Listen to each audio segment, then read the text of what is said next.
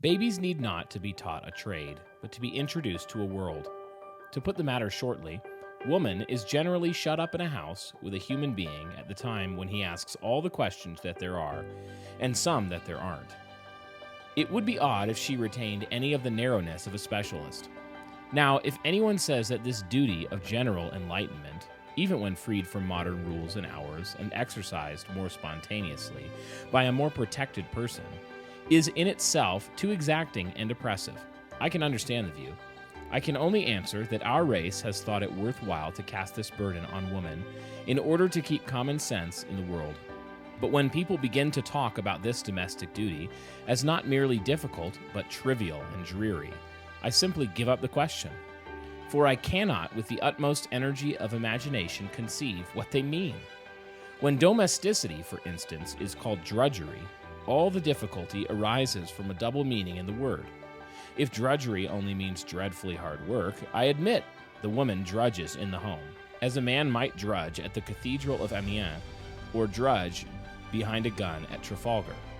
But if it means that the hard work is more heavy because it is trifling, colorless, and of small import to the soul, then, as I say, I give it up. I do not know what the words mean. To be Queen Elizabeth within a definite area, deciding sales, bouquets, labors, and holidays, to be Whitley within a certain area, providing toys, boots, sheets, cakes, and books, to be Aristotle within a certain area, teaching morals, manners, theology, and hygiene, I can understand how this might exhaust the mind, but I cannot imagine how it could narrow it. How can it be a large career to tell other people's children about the rule of three and a small career to tell one's own children about the universe? How can it be broad to be the same thing to everyone and narrow to be everything to someone? No, a woman's function is laborious, but because it is gigantic, not because it is minute. I will pity Mrs. Jones for the hugeness of her task. I will never pity her for its smallness. G.K. Chesterton, What's Wrong with the World?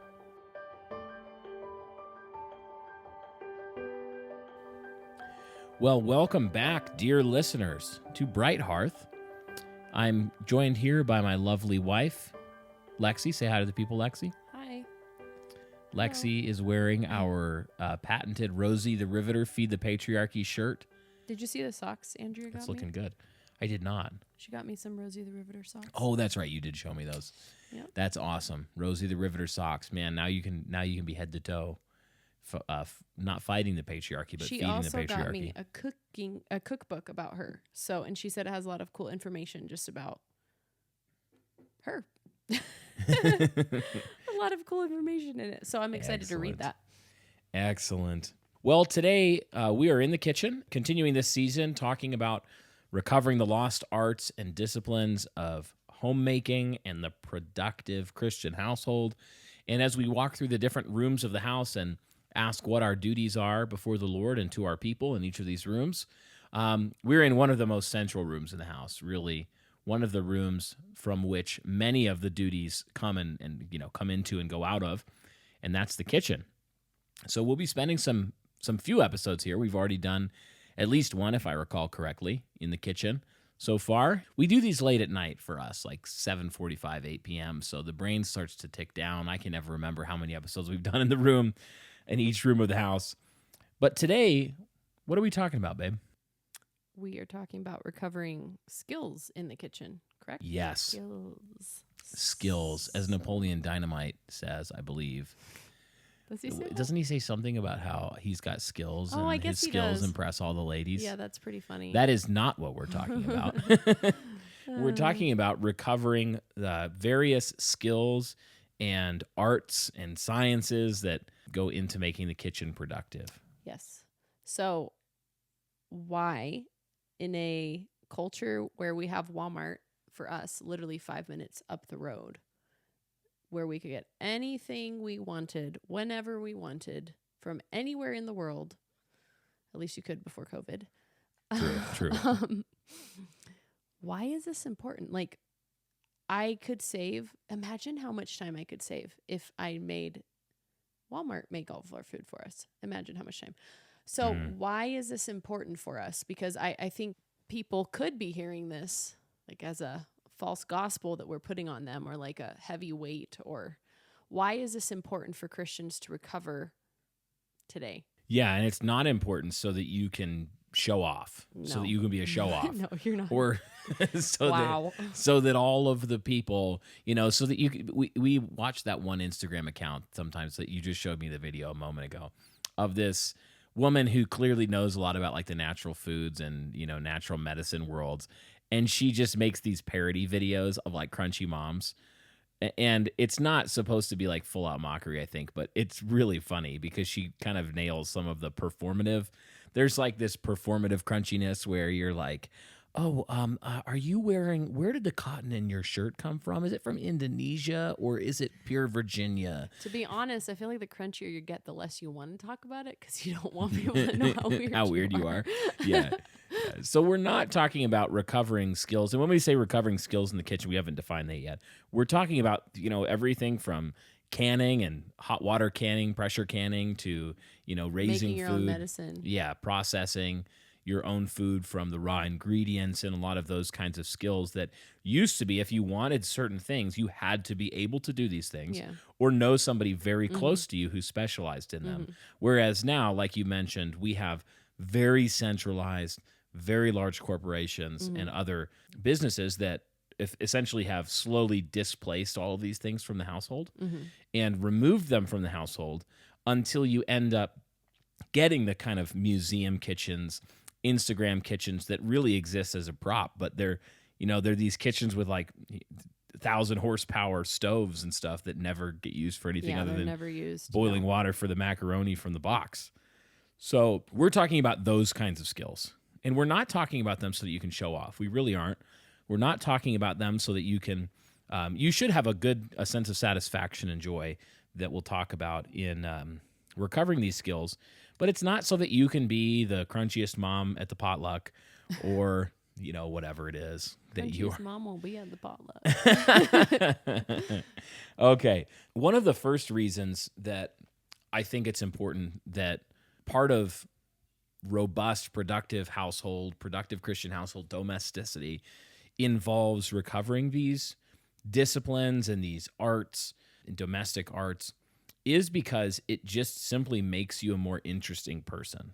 I'm starting here because it's probably not what you guys expected me to say, but I've argued before elsewhere that one of our goals as Christians ought to be to become interesting people over time.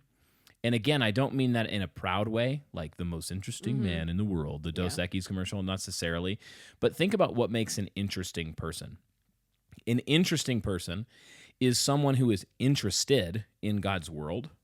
They're not just willing, they ask questions, they search out, they learn things, they have experiences that are outside of the norm for people. They basically look out at the world that God made and they think, wow, there's a lot to learn here. So, take somebody like Leonardo da Vinci, obviously very interesting person. Part of that was not just because he did things very well, the things he did very well, but also because he just had a diverse body of things that he was interested in. And, from mechanics to inventing to art, high art, sculpture, painting, architecture, he was into a lot of different things. And when I think about the people I know personally that are some of the most humble and God-glorifying people I know, they're also very interesting people. People that I would want to sit down and just ask, like, tell me about your life. Tell me what you've... And on the other hand, I would contrast that with someone who's just very satisfied to to just depend on others for everything, to basically just do the minimum that they can so that they can get home to watch their Netflix or whatever at the end of the day. And, like, what do they have to talk about?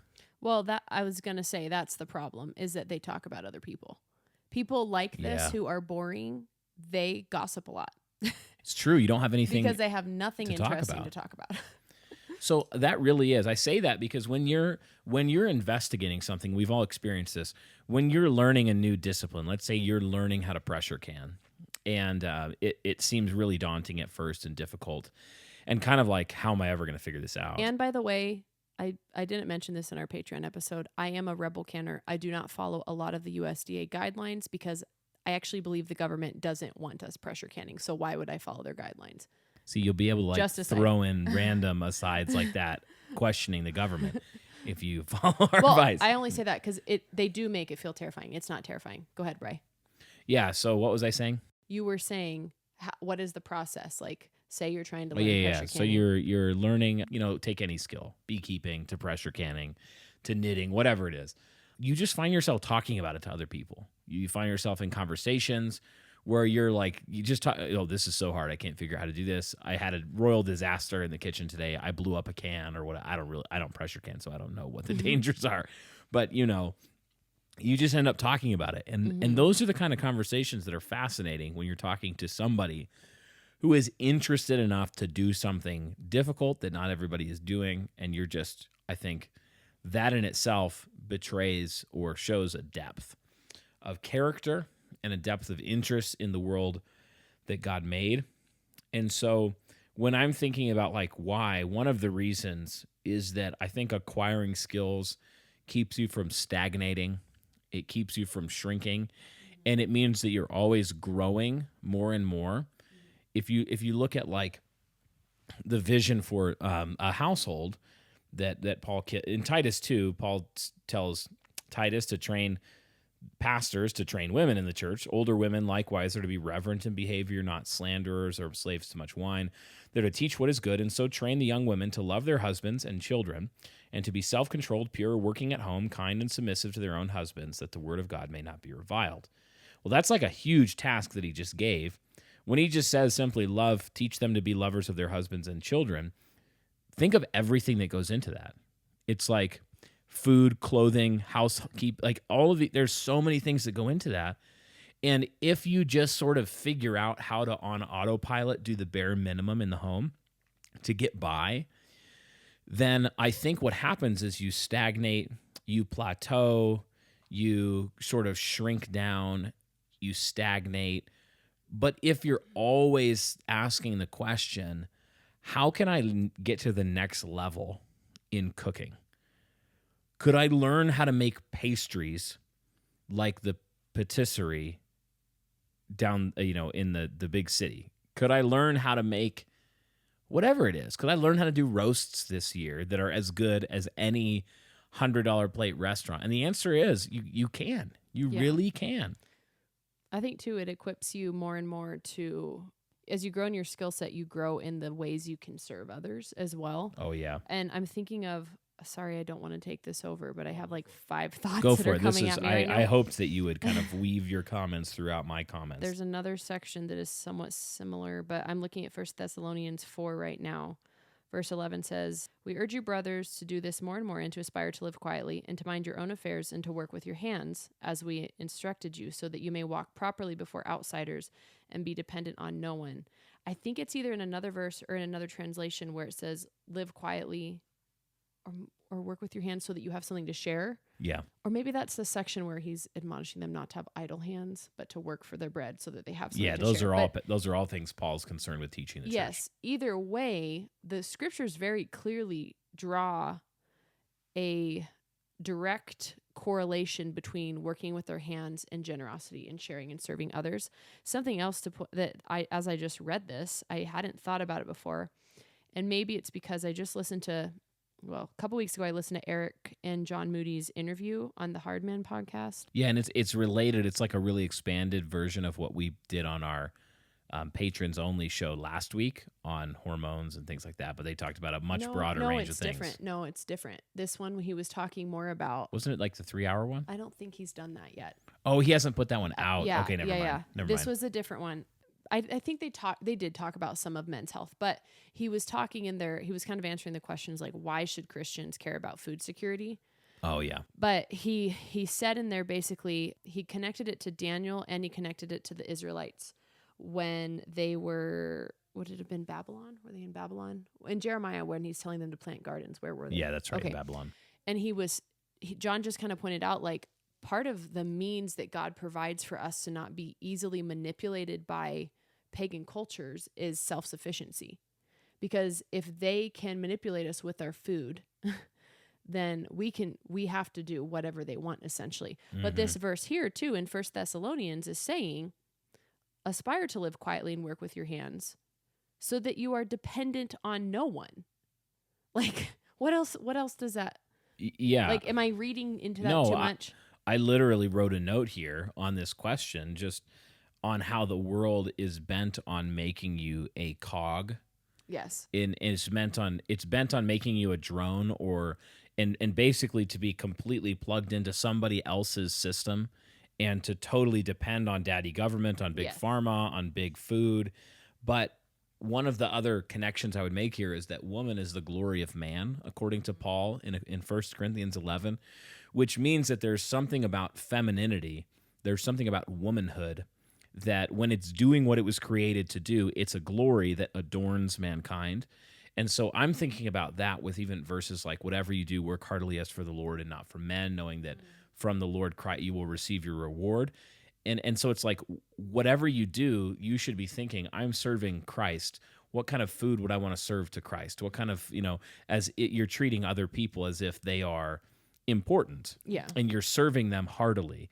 So when you put all of this together, you start to realize that boring people who are lazy and not diligent and depend on everybody else for everything and act like, if nobody gives it to me, if no one just puts it on a plate for me, it's not going to happen. It's so much of a labor for me. Or they're too cool for school. Yeah, I'm being put out in order to do my duties. Everybody should just be thankful that I got a meal at all on the table today. And just this kind of like fussy, really lazy femininity. And it's not addressed very much because we don't address sins common to women in the church today. But this is one of the ways that women sin and actually make themselves miserable. Because the reality is, when you are interested in something, pursuing it with vigor, it's counterintuitive because you think you're going to be poured out more and have nothing left. And what actually happens is it's like a guy that works his muscles out diligently, is that he grows and he gets stronger and there's more joy and there's satisfaction in good labor. And you can, let's say you learn how to do the laminated dough, and I'm apparently got French pastries on the brain. Je suis français. And you learn how to do it, and you have 10 failed. It's hard. It's hard, by the way. I've tried. And, but you get that 12th or that 15th batch a couple months in that just is like as good as the Queen Amman at Les Madeleines in Salt Lake City. And it's just delicious and buttery. And all the little tricks, and you figure out every way to do it wrong. There's so much satisfaction in that, in seeing somebody else enjoy it. Yeah. And serving it. Like you said, you have something to give to other people. Yeah, and there's very little in life because we have relegated everything out to the experts. There's very little we have to persist in life. Oh yeah, that's so true. If something gets hard, we can just pay someone else to do it for us. So sticking to a learning process, even when you're failing over and over and over again, you almost have to create hoops for yourself to jump through because we don't have that in our modern easy chair society anymore. Yeah, everything's instant. Yeah. I think that's a really good point that you just raised, because what happens, I think, some of the time in households that are aiming to be like the ones that we're trying to describe and like the one we're trying to become over time, I think it's easy to get discouraged because everything is instant, everything's easy.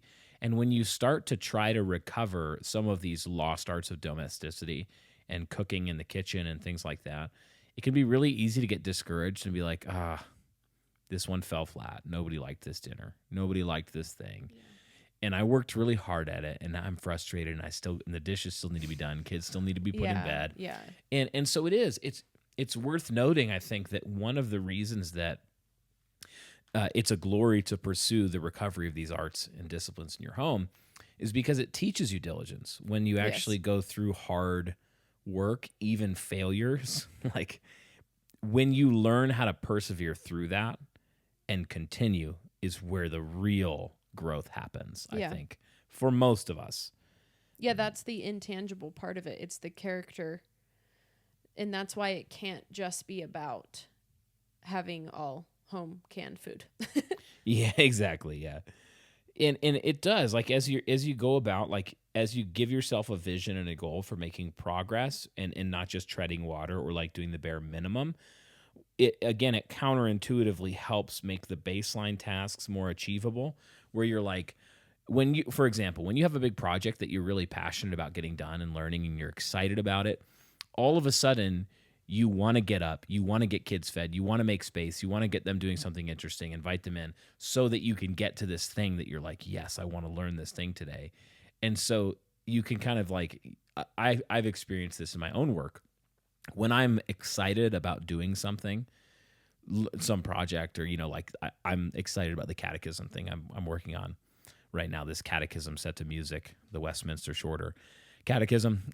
It's like a project I believe is important, and I am excited about it. And so it is something that gives drive to think, oh, I bet I could write another catechism song. Oh, I bet I could get the next question set. And all of a sudden I'm making space in my duties to devote 20 minutes here, 15 minutes here to this new thing that I think is important. And I think the same thing happens where it's like the rising tide that lifts up all the other boats, all your other duties too, and gives you, it energizes you, and you get stronger over time as you pursue these things. Would you say that this being humanizing work is the same as being an interested person? Or would you put that in a different category? Yeah, I think it's all part of the same thing. Okay. That when you're again, like the glory of a thing, my definition of glory, at least that I've kind of put together from different passages of Scripture, the way that I think about it and teach our church, is that the glory of a thing is that thing when it's at peace with God in doing and being what it's supposed to be and do. So when a human being is being what a human being was made to do, at peace with God, taking dominion, being fruitful, multiplying, reflecting God's glory, gardening the world, like all those things, I think there's glory there and there's satisfaction. And the result is that this good world that God made is adorned, and you see it reveals what God put there. It's not like you're inventing new things that God didn't know about, but you're revealing glories that he's hidden throughout his creation. I don't know if maybe we should make this in the kitchen, but like a case for ideals. Christians, we should have a better case for recovering ideals. That aren't legalism. Humanize us more and more. Yeah, that make us more human. It has nothing to do with our salvation. Yeah, I think this is a good one to actually talk about that a little bit. So because I'm reading Rookmacher's book. Modern Art and Culture is in the title. Yeah, I can't remember. And I think it's Rookmaaker. He's Dutch, but he's a Christian art critic, and he was talking about how post-Enlightenment, with the Enlightenment came this demolishing of hierarchies in the world within creation. It was more of like an egalitarian view of things. We still see that today, where there is no difference between man and animals anymore. And this drastically changed the way we viewed art. This was so fascinating to me. It drastically changed the way we viewed art. We started moving more into impressionism in a way from like actual like realism. Not even realism, because that's what I thought at first, but more, I don't know what the actual word, because he's trying to view this from a Christian perspective. So he was talking about how post-Enlightenment, we stopped pictures of Venus in general. Like Venus was very ideological of feminine beauty. She was the height of it. And after that, feminine beauty started just being portrayed by, the example he gave was some Chinese emperor's mistress. And we have more pictures like that than we do of Venus now, because as animals, we no longer have ideals. We no longer have Venus to look at. We just have this one woman right in front of us to look at. And because we're animals, all we can do in art now is just appeal to the senses instead of the ideal, because it's all about the material now. When you collapse all of the hierarchy in the world, in egalitarianism, you end up having to collapse the concept of ideals at all. Yes. Because to have ideals means there is a hierarchy of people who are meeting the ideal or not meeting the ideal. Yes. And so egalitarianism inevitably leads to the collapse of ideals, which inevitably leads to the collapse of skills and seeing the goodness of saying, like, there is such a thing in the world God made of saying that woman is really good at baking and cooking, and this other woman is not. Yes. And we're very uncomfortable saying Yes. that, saying that because it goes against our modern egalitarian impulses. Well, and I've always known that, but having it understood there in the context of like post-enlightenment thought and what it has actually looked like in art, I immediately was making connections everywhere. And I think this applies here. You see that principle played out everywhere in modernity. Yes. And this is one of those areas. So I think like one of the things in an episode like this that we would want to say is, don't be scared of ideals. Don't be scared of excellence. Like, don't be scared of saying Psalm 128, I hope to eat the fruit of the labor of my hands and be blessed and it be well with me. Because the blessing of Psalm 128 too is that you shall eat the fruit of the labor of your hands, and it will be a blessing and it will be well with you. And the state that they're describing, that's a very household psalm. The state they're describing in that psalm is one where, as a creature made by God, designed for this good work, you've put your hand to it with the strength God's given you, and you've turned a profit, and there is fruit that has come out of your labors, and you're enjoying it. Yeah. And I think this, since we brought up hierarchy, I think this is a really good place to bring up C.R. Wiley's book, The Household and the War for the Cosmos, because he talks in there about how part of why households should be independent economies on their own is because everything in the world that is not of Christ is trying to break down the hierarchies that the Lord has built into the world between the church and the family unit, and then the individual sovereign being responsible for themselves. And when you start to realize, like, this is really crazy to think about how overreaching the government really is. It's because of demonic ideals that they feel like they're responsible to keep all dairy farmers in the U.S. afloat. No. Dairy farmers are responsible for themselves. It's because they think that they should be responsible to tell us what a well child looks like. No, it's up to a parent to decide. Yeah, they subsume every sphere. Even I think so. We've heard before and had different. I've heard this in the local church. Even I've heard this all over the place on the national scale. That this kind of criticism of having ideals and aiming for ideals that are extra biblical ideals. Even like nowhere in Scripture does it say, for example, that it's good for you to feed your family. Like, that's great. Make sure that you're doing your baseline, like they're getting nutrition, they're getting 3 meals a day. Wow, but it'd be better if you could, maybe introduce some variety and some skill and learn some different arts and disciplines in cooking. And it'd be best if, like, over the generations, your family became known as like the best, let's say you're an Italian family, like you want Italian food. This family has a rich inheritance they've passed down from mother to daughter to mother to daughter to mother to daughter. And then that'd be the best.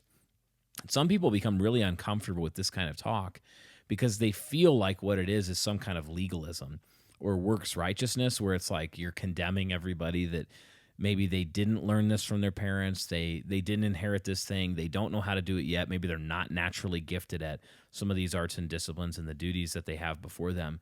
And what we're wanting to say is, don't despair wherever you're starting.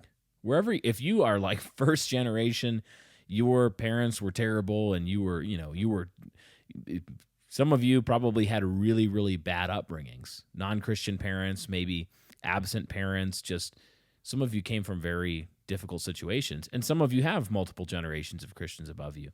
The principle you need to get in your bones is that whether in the Lord's providence he gave you 1 talent or 10 to start with, that you do your diligence with that 1 talent or those 10 talents, and you see what kind of service you can bring to the people in front of you, what kind of help you can bring to your church community, to your neighbor, what kind of glory you can bring to God in doing those duties. And it's not legalism to zealously pursue and urge one another on to zealously pursue excellence. I think I was kind of more going from the angle of when we mess up those spheres of responsibility. Like Chocolate Knox is always talking about how when the government started trying to help Black people, Black people were doing just fine on their own. Things actually got worse when they started trying to help them. And you can see that in society when people that God has not ordained to be responsible in certain spheres try to start dipping their hands into those spheres, harm happens to people. And so as Christians, that's why I think it's important to realize God has actually built in a hierarchy of responsibility in reality. And so recovering some of these things that we're talking here are really, really practical on the ground ways to kind of resist against those overarching powers that really shouldn't have no business being involved in these things. Does that make sense? Yeah, that's what I was getting at in the earlier on the dependent thing, where they big daddy government, big pharma, they basically want everybody to be children in their household. Yes. Like that's what the world is trying to do. It's trying to make you be like a toddler in the household of some false father figure. But what the true father, the father of lights, our heavenly father, does when he gets a hold of people is he doesn't actually, it's kind of counterintuitive because he is like the arch father. He is God over all. Everything is his household. Like, I mean, he really does own everything. But in his wisdom, and it's his joy, it seems, to establish these decentralized, many variegated hues of color and texture and cultural flavor and food and families and individual households and all over the world, in Norway and China and Taiwan and America and Canada. And it's like what God the Father seems to like and what seems to delight him is like this texture that just goes through everything. And what sin wants to do is create this Tower of Babel culture that's just flat, monotone in one flavor. And that's what happens when the government or when these other spheres start to absorb all of that texture and variety, is everybody ends up eating the same food from the same box, doing the same thing that the same factory somewhere in Nebraska made, or wherever it is, I don't know, or China, and just like there's one flavor, one note, one color, and someone says, why do you want more? You have enough. We gave you as many calories as our food pyramids as you need today. And the reality is the foot soldiers in the fight against that are mothers. It's housewives. It's husbands saying, I will make sure I provide enough money and I work hard and I'm creative and I go start businesses or work heartily as for the Lord and out there in the world so I can give my wife enough resources to work with so that she can make our house a little bright hue that is different and that there's glory to it. Pastor Toby's been preaching that series on glory, and I'm listening to the one on womanhood right now. Pastor Toby Sumter. Yeah, and I had never heard this before. Maybe you probably did, but he was talking about how the name that Adam gives Eve, not Eve, but woman, it's similar to the word for fire. Interesting. And so he was saying that he doesn't know which came first. Was it that woman reminded him of fire, and so that's how they were connected, or did fire, remind him of woman? But he was saying either way, Adam knew, God seems to have said through that woman is to light up the world. Interesting. So Bright Hearth. I mean, that really is at the heart of our idea for this show. Well, and that's what he was saying. He was like, she's lighting everything up. She's feeding people all the time with clothing, with food, with playing games with them, with singing with them, with disciplining them. Yeah. She is giving light and animation to the world. And I was like, that's so good. And it's like Proverbs contrasts. One of the big themes of Proverbs is to contrast these two, great kind of pictures of folly and wisdom that are personified as the woman folly, who is loud and foolish. And she is simple, and her feet wander far from home, and she is always, she's an adulteress too. But she's certainly not building a rich home. Yeah. Like that. It's funny that the sine qua non of the woman folly is that she has neglected and abandoned her home. Whereas the woman wisdom, in the end, Proverbs 31 woman, who is just another personification in a way of wisdom, is that and there is a personification of wisdom that's hewn her seven pillars, mixed her wine. But Proverbs 31 is very much a continuation of that same theme. And what is she doing? I mean, Pastor Toby was like, if you look at wisdom, it's always building things. Always. Building things, turning a profit, going and selling far and wide. She's doing real estate deals. So when people tell us, like to the Chesterton quote at the beginning, when people are like on Twitter right now, this is why it's on my mind. People are all mad at me. All the he, hims, and she, hers are mad at me because I said women can't be pastors. and that it's wicked for men to set up women in the pastorate, partly because one of the things you're saying with a pastor is go fight the wolves for us, right? And you would never say to your wife, if you were a shepherd, when you hear wolves howling for the flock, you would never say, "Hey, honey, go take care of the bear. There's a bear out there. I want you to go fight it, and I'll make sure the fire doesn't go out." Right? That'd be foolish. Well, they're all mad because they're acting like to say a woman's work should center around her home is to chain her to this bland porridge kind of life where there's nothing to do. And it's there's nothing worthy of her skills and her glories to be the furthest thing from the truth. A home is a difficult, Well, it's like the multifaceted job. Chesterton quote, which actually I don't know if that was the exact quote I had in mind, but my narration I don't even of think it was. I don't think it was, but It it was a good one. quote. Yeah, it's still a But good I quote. was thinking of the one where he was talking about women should be kept home so that she can remain wide, but we send women to work so they become narrow. Chesterton has a lot of brilliantly put, very common sense, simple biblical themes about motherhood.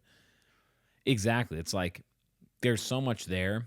It's so rich, and she's the foot soldier in the fight against this homogenization and this monochroming of everything.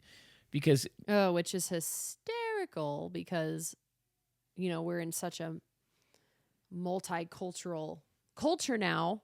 yeah. And they're doing all of the things that are just flattening us as a society. Yes. So she's the desire of the sluggard kills him, for his hands refuse to labor is another proverb in Proverbs 21 that is, again, contrasting.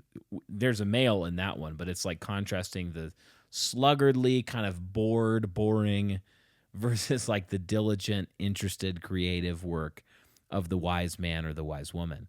So let me add a few more reasons, then I actually want to get pretty practical here in a second.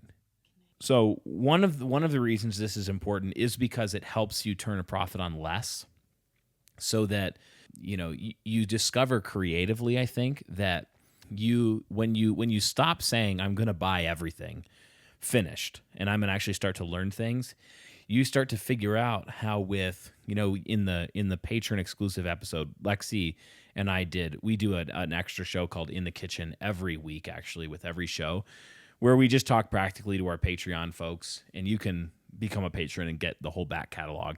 And this episode too, we talk about cookbooks and practically how to use them. And one thing interesting about the cookbooks you were recommending, Lexy, is that it wasn't so that you could make every recipe in all the cookbooks, but the ones that you actually like are the ones that you learned how to do 50 things with a few ingredients even, bread baking. And so all of a sudden you go, I know how to do with these einkorn flour wheat berries. Yeah. I can do 50 things. You can do more with less. Yeah, it's more, Slodan Farmstead talks about it as we need to be recipes used to emphasize processes over ingredients. Yes. And because we're surrounded by grocery stores, we can emphasize the ingredients without ever learning a process of cooking at all. So yeah. You learn the skills. It's like how you could give. This is funny. You could give the nicest hardwood to an amateur woodworker, and he could make something okay. You could give a the odds and ends from somebody's old shop to a master woodworker, and he will make you something amazing. You can give one of the cookbooks Lexy talks about is how to the never-ending meal. It's this you're stretching the odds and ends from the last meal and you're incorporating it in the next one. And that's not there's no cookbook on earth that can give you the recipe for how to do that because it's a skill. You are the thing that's bringing the energy and the creativity into the system that makes glory out of less. Okay. And then the last thing I'd want to say before we just talk practically for a moment is that when you do this, all of a sudden you have, even if you're the very first link in the generational chain to recover some of these things, you are building up an inheritance to give your children and your grandchildren and their children. Yep. Because all of us, money is not the only thing we're giving our children, an inheritance. Yeah. No, skills. Mm-hmm. Yeah, I was just thinking about that the other day about like little food traditions. These are the things that our kids are going to, when they come back with their kids, these are the things they're going to want. Whoa. Want. It's getting a little late over here. Yeah. I know. Lexi's like thinking man. about some Bigfoot show that we've been watching I'm lately. thinking about some raw milk ice cream, actually. Some bad. No. Okay.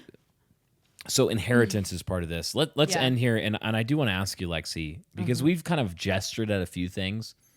Okay. What are we talking about? Like, what are some lost arts and skills in the kitchen that you would commend? Maybe pick a few of these that sound interesting and start planning on how to learn them.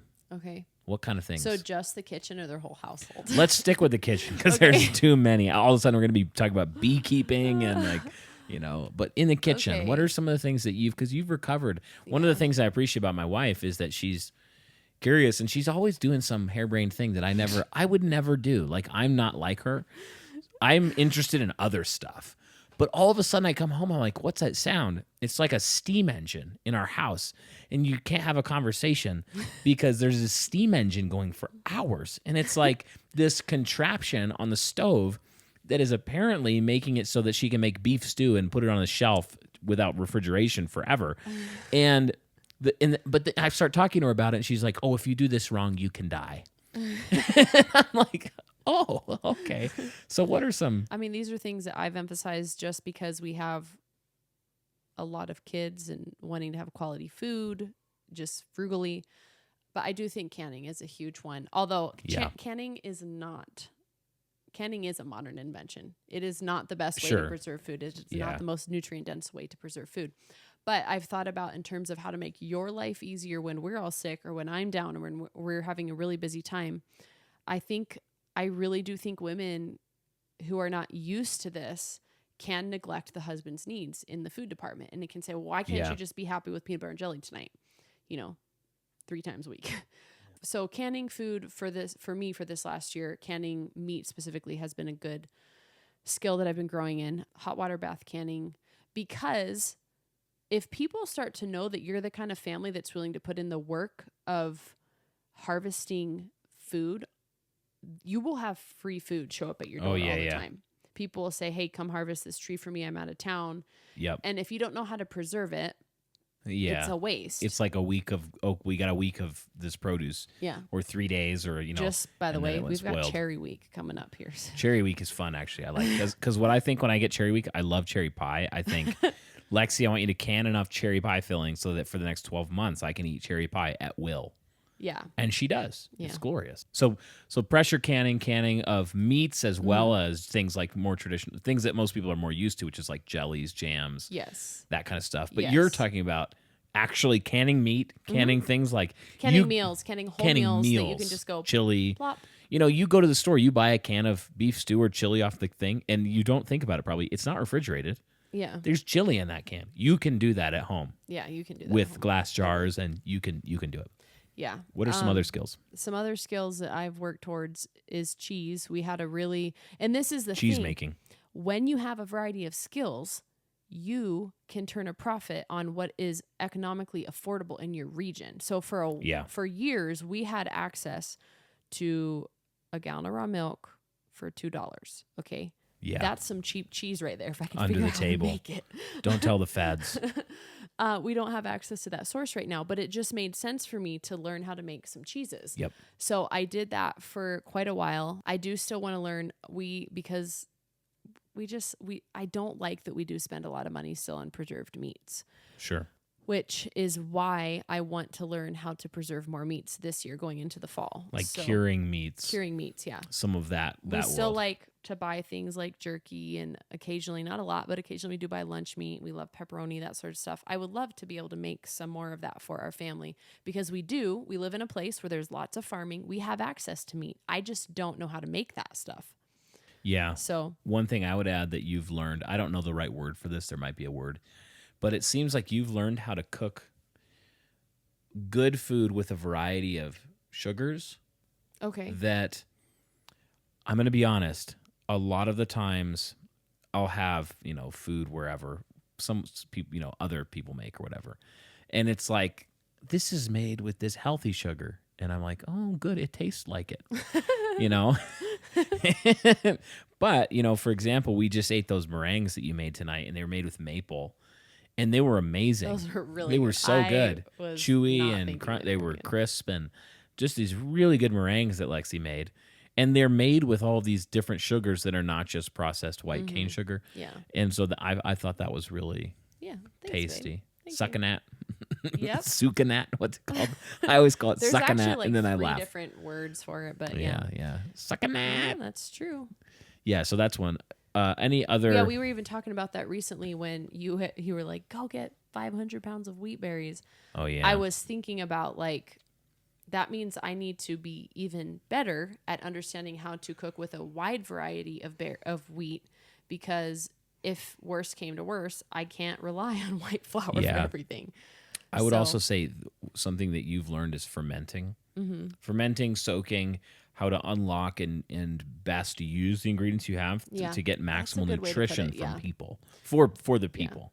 Yeah, that's a really good way to put it. So what are some things you've fermented and that you've learned how to soak? And yeah, you can easily, I mean, even if you don't want to go out and buy any tools or any fancy ingredients or whatever, there are simple tweaks you can start doing today to make the nutrients in your food more available to your body, essentially.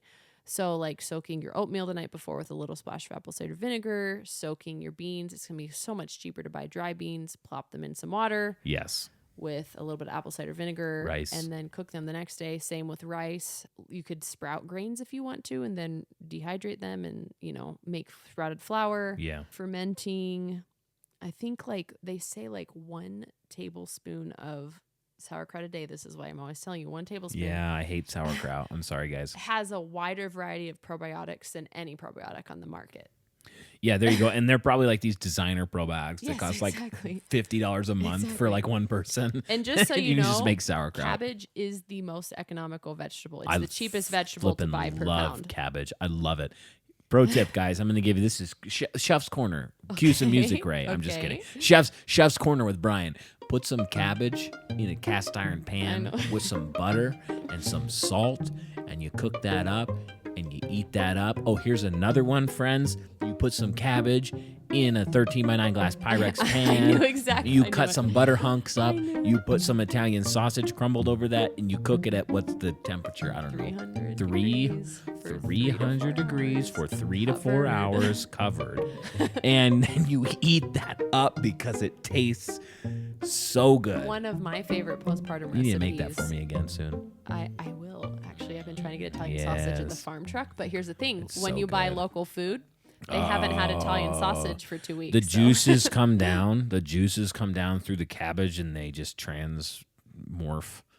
Okay, anyway. I like to saute cabbage postpartum. This is breakfast. Saute cabbage with butter, fry some eggs, and then add some craisins. Or what are they? Dried cranberries? Weird. We don't buy craisins. Yeah. Dried cranberries. It's so good. Lexi I know does you this. don't. You I don't. don't You don't this. like salty, sweet type stuff like I do. Well, I'll eat the cranberries and then I'd eat that, Yeah, but I not know. together. It's super yummy. What are some other? Anyway, sorry. Okay, so I'm also thinking about things like some obvious ones like bread, sourdough. Okay. Learning bread making. Well, I actually really like Jordan and I recorded a podcast probably a couple Jordan years Sparks. ago now. Yeah, on the Fruitful and Fearless Finis. Fruitful and Fearless podcast. Yeah. On cooking from scratch. And she said something that I was like, oh yeah, I've never thought about like that. She said, whatever you're buying from the store that's pre-made, just figure out how to make that. Yeah, this is a good hack, even though I hate that word. Identify like, what do you buy? Correct. That's what I've done. Yes. And then you can like just start eliminating. You don't have to do it all tomorrow. No. But you can just pick something and be like, you know what? We buy a lot of sandwich bread. Mm-hmm. And maybe you've done the sourdough loaves and you're like, it doesn't work as good. We like sandwich bread. Learn how to make sandwich bread. Yeah, then learn how to make sandwich bread. You can, or we buy a lot of sweets. Learn how to make a couple really staple, like get the cinnamon roll. We should put your cinnamon roll recipe up on Patreon because it's worth like 100 patrons should sign up. Yeah, okay, I'm committing right now.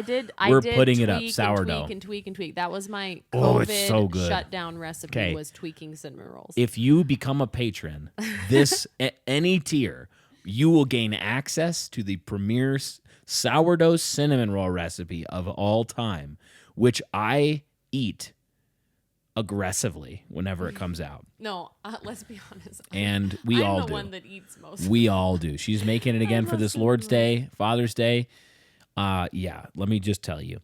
So patrons, just look forward to that. Along with our cookbook episode that comes out with this show. There's a bunch of good stuff on there. But yeah, so a lot of these have to do with just different sort of going back in time, even if it's 50 or 100 years, techniques in cooking. A lot of these disciplines in the kitchen will relate to that. One last thing I wanted to talk about is medicine. Because you can make medicinal concoctions in your kitchen as well if you know what you're doing. So anything, I mean, obviously we're not going to like give you some recipes right now. Whole episode We on probably this. will. I think we'll do like an apothecary episode though. Yeah, it's a lot easier than you think. People keep asking me for resources for this, by the way, Yeah. online. I had a heck of a time finding resources for our region. Yeah. It's kind of hard for me to recommend resources for you guys in general. Mary Gladstar would probably be who I would point you to, but I really do think you need to get regional, local ones. So maybe go to this can be different. local seed swap or call like your local botanical garden and ask the gardeners there what they would recommend for your location. Yeah. Get So, yourself some elderly but yeah, berries. you can make all sorts of stuff. I mean, I made mojito simple syrup recently Mojitos. from mint that Ari foraged for me, or like the garlic scapes that Sarah and I picked Yep. that I used for marinade. Yeah, all of a sudden I'm grilling up some meat Lexi marinated. I'm like, what is this vegetation in this bag? It's like there's a handful of vegetation that And someone like plucked from a purple field. and flowers. It was really weird. I asked. Garlic scapes. Yeah, Scapes? garlic scapes. Dear listener, I don't know what a garlic scape is. So I So need to made recover an that oil discipline. and garlic oil infused marinade. We got some juniper that we've free infused honey medicine. with. And the thing is, Yeah. when you know how to do that sort of a skill to forage, that food is that's way fresher than any garlic I could go buy at the grocery store right now. Which means it is just better for you. Yeah, it And it's isn't free. losing its nutrient density. It's free. In travel and heat Yes. and cold and all these different processing steps. So those are some of the steps. And then lastly, we'll just end here with some quick advice on things that will serve you in learning any new skill. And I would say what I have in mind here, and you can add whatever comes to mind for you, is identifying people who are really good at it should be your first step. So when you identify like, okay, I want to learn how to pressure can, you should start in your local circle because it is gold. If you can find some grandma who's like been pressure canning for 30 years, like that will give you so much confidence in human connection. And then, you can move out until you get to your YouTubes and your things like that. But identify an expert and you will learn so much more efficiently that way than just trying to like wade through 50 different books or, that kind of thing. When you identify who is the best of the best in this world, then you know which books to buy. You know who to listen to. Yeah. John Moody told me we should do this actually because I really, really do try to not just spend a lot of money on resources and books. Yeah. But it can be hard if you don't see them in person, you don't know what would serve you best. John Moody recommended that we start a homesteading library. Yeah, that's a good idea. But that's, everyone out there, go start a homesteading library. Some of our goals for our Patreon content is also including things like annotated bibliographies. Where Lexi's waded going through. to do. No, you're I doing swear, it. I'm not hurrying you. We're on a waist neck deep in swim lessons. Bright Hearth. Bright Hearth is, it's a long, slow glory. It's not microwave. Yes. I haven't But forgotten. I just nerd out over it so much that I really want to have a good chunk of time to be able to write. Well, and the beauty of that is that someone who's put hours and hours and hours and hours of reading the wrong books and saying this book isn't very good, and to find the good ones is very valuable. So find the expert, and then I would say make sure one of the pitfalls that can happen, I think, when wives are trying to recover this sort of thing, is to all of a sudden like drop everything else. Oh, like yes. No, you cannot do that. You can't do that. No. You've got to serve the people. Which, bring when them we in. get into the office, we will talk about how Organization. to, build this into your day. Yeah. Yeah.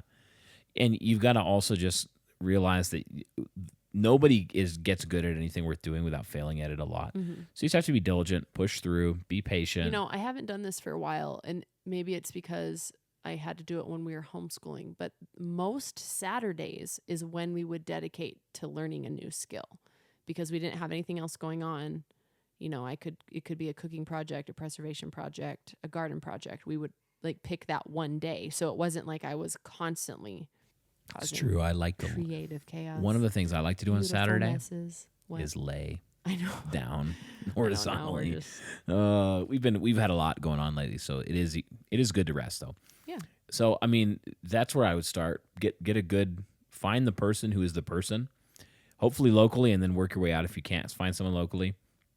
Be humble, be teachable, be diligent in it, and try to start with at least a few of them that are going to have the highest impact on your people, your family, improving the things that are really central, like food and medicine, and really helping your kids and making sure that you're not force feeding your husband or your kids stuff they hate, helping them, loving them, not making them slaves to your ideals, but serving the people. So any last words, Lexi, before we wrap this up? The last thing that I recommend is like stick to recipes. If you really are new to cooking and you find don't be afraid to ask for recipes. First of all, stick to the recipes. And as you stick to recipes, you'll be able to start reading recipes and reading ingredients and knowing what really does go and not go well together. So you'll be making less bad meals, if that makes sense. Yeah. So I think ultimately, in the long run, as we become better at cooking, we need less of that, and we can, be a little more creative and cook on the fly. But if you want to have some good successes up front, stick to recipes that you already know are good recipes. Good word. Well, thanks for listening, everybody. Once again, there's a link in the show notes where you can become a patron of the show, help us offset the cost of making this podcast, as well as the time commitment. Help us keep doing it and producing good content. We have our weekly In the Kitchen episode up already as you're listening to this on our Patreon, as well as all of the back episodes from that, where we aim to be very practical, answer listener questions, provide resource names, lists of books, things like that. We appreciate all of your support. Please leave us a 5-star review wherever you're listening to this podcast, if you would, dear listener. And as always, may the Lord bless you and your people and cause his face to shine upon you as you put your hand to the good work that he has put before you. God bless you.